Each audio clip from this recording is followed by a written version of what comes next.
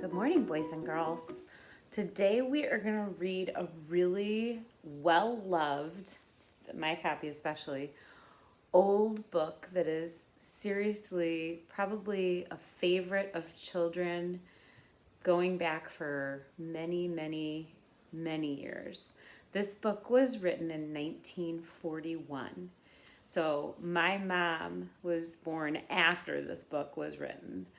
So that's a really long time ago. And it is such a famous book. And I'll tell you a little bit more about that afterwards. But I want you to listen to the story, and then you can use our Google Classroom if you want to find the link for the Make Way for Ducklings Scholastic News that we have in our work packets, and you can do that as well. But until then, just enjoy a story, Make Way for Ducklings, by Robert McClousky. And I have to tell you, the pages, this book is so old and so well loved, the pages are a little bit wrinkled because at one point it got some water damage. I think it might be time for me to get a new copy. But I love it so much that I can't get rid of it just yet. All right, Make Way for Ducklings. Mr. and Mrs. Mallard were looking for a place to live, but every time Mr. Mallard saw what looked like a nice place, Mrs. Mallard said it was no good. There was sure to be foxes in the woods or turtles in the water, and she was not going to raise a family where there might be foxes or turtles. So they flew on and on.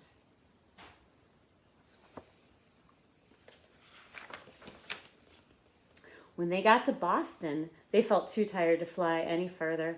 There was a nice pond in the public garden with a nice little island on it.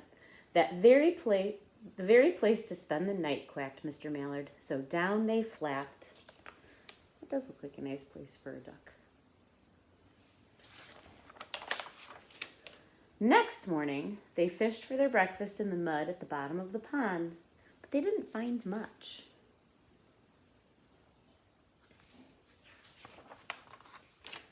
Just as they were getting ready to start on their way, a strange, enormous bird came by. It was pushing a boat full of people, and there was a man sitting on its back. Good morning, quacked Mr. Mallard, being polite. The big bird was too proud to answer. But the people on the boat threw peanuts into the water, so the Mallards followed them all around the pond and got another breakfast better than the first. I want you to ask yourself, is that big bird real? Probably not. I like this place, said Mrs. Mallard as they climbed out on the bank and waddled along. Why don't we build a nest here and raise our ducklings right in this pond? There are no foxes and no turtles, and the people feed us peanuts. What could be better? Good, said Mr. Mallard, delighted that at last Mrs. Mallard had found a place that suited her. But, maybe you can make a prediction by looking at this picture.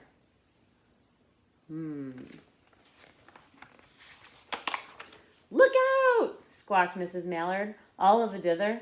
You'll get us run over. And when she got her breath, she added, This is no place for babies. With all those horrid things rushing about, we'll have to look somewhere else. Week! It is a park after all. So they flew over Beacon Hill and round the State House, but there was no place there. These are all real places in Boston.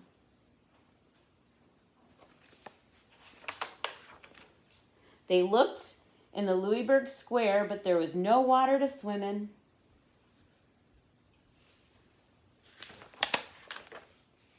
Then they flew over the Charles River. This is better, quacked Mr. Mallard. That island looks like a nice quiet place, and it's only a little way from the public garden. Yes, said Mrs. Mallard, remembering the peanuts. That looks like just the right place to hatch ducklings.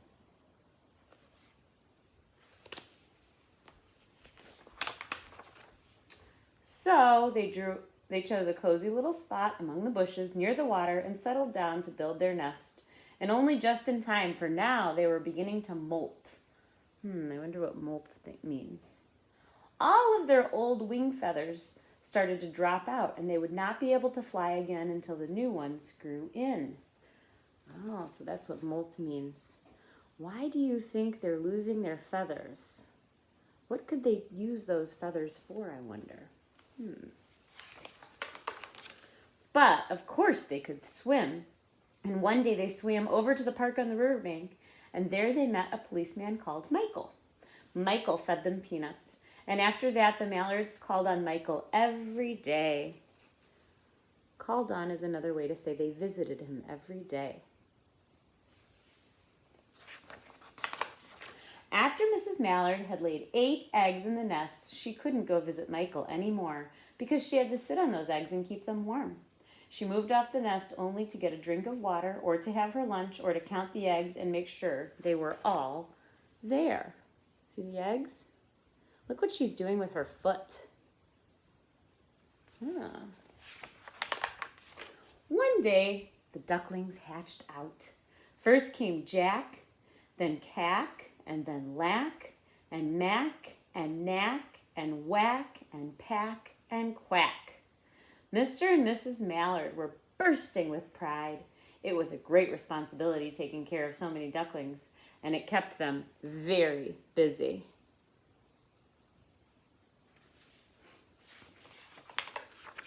One day, Mr. Mallard decided he'd like to take a trip to see what the rest of the river was like further on.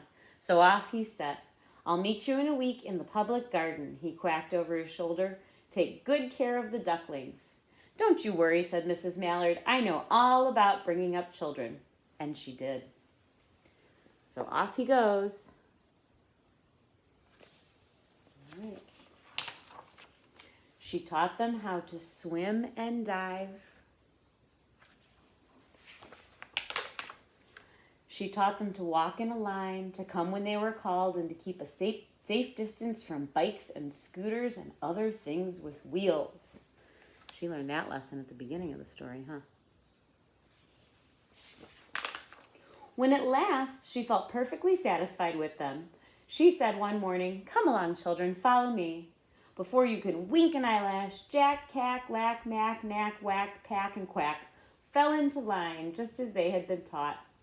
Mrs. Mallard led the way into the water, and they swam behind her to the opposite bank.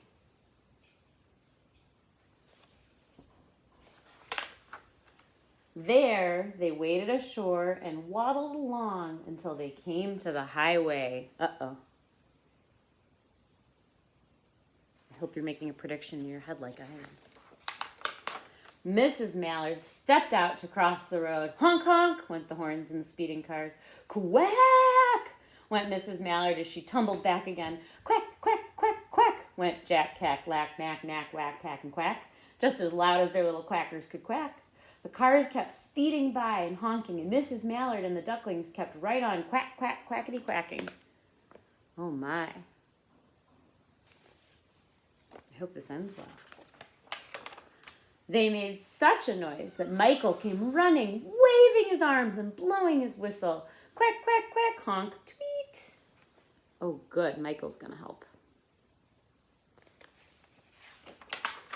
He planted himself in the center of the road, raised one hand to stop traffic, and then beckoned with the other way to the other way policemen do for Mrs. Mallard to cross over.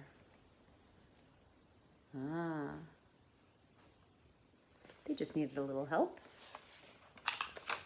As soon as Mrs. Mallard and the ducklings were safe on the other side and on their way down Mount Vernon Street, Michael rushed back to his police booth. He's still got a job to do.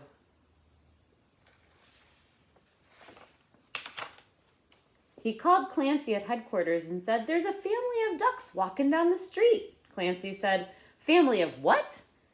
"Ducks," yelled Michael. "Send a police car, quick." I think he's going to help them a little bit more. Meanwhile, Mrs. Mallard had reached the corner bookshop and turned into Charles Street with Jack, Cack, Lack, Mack, Knack, Whack, Pack, and Quack all marching in line behind her. See them? They're very good at walking in line. Everyone stared. An old lady from Beacon Hill said, "Isn't it amazing?" And the man who swept the street said, "Well, now ain't that nice?" And when Mrs. Mallard heard them, she was so proud she tipped her nose in the air and walked along with an extra swing in her waddle. It's like when our line gets compliments in the hall, right? When they came to the corner of Beacon Street, there was the police car with 4 policemen that Clancy had sent from headquarters. The policemen held back the traffic so Mrs. Mallard and the Ducklings could march across the street. There they go. They're almost to their destination.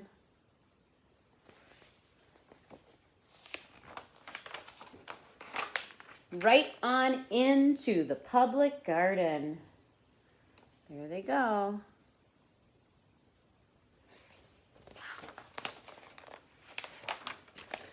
Inside the garden gate, they all turned around to say thank you to the policeman. The policeman smiled and waved goodbye.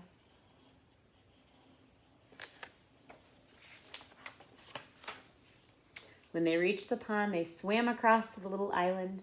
There was Mr. Mallard waiting for them, just as he had promised.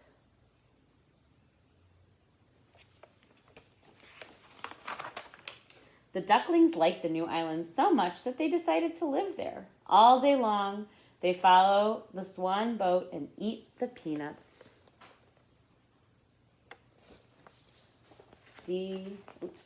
Almost. And when night falls, they swim to their little island and they go to sleep. The end. So, the first thing I want to share with you is this book became so popular that in Boston, which is a city in Massachusetts, it's a very famous and very old city, there is a park. This park is real. And it has become such a popular book that they made a statue of a mother duck and the ducklings and the father duck walking in a line. And if you ever go to Boston, you can visit that park and you can see the ducks. And apparently, I've never seen it, but I hope to at some point. They dress up the ducks for different seasons and they put different outfits and hats on them for sports teams, or in winter they might put winter gear on them. So if you're ever in Boston, you should find the Make Way for Ducklings statue. The other thing I want to point out that I think is really special about this book is that Robert McClousky didn't use color. The only thing he used was kind of this brownish color. But the pictures are so well drawn that you kind of forget that there's no color in the book. And especially like some of the park pictures that he draws and the pictures of the police. Here's a park picture. Look at how realistic that is of them walking into the park. Your brain doesn't need any color to imagine those real ducks walking in a line into a park, right? And the face of the policeman is so real. And the woman, look at the policeman and the woman in the street, is so real. They look like real people, and your brain almost forgets that there's no color in these pictures. So I hope you really enjoyed Make Way for Ducklings, and don't forget to go and follow the link in our Google Classroom to do the Scholastic News that goes along with it and learn about some real ducklings and some trouble that they got into recently. I hope you have a great day. Keep reading.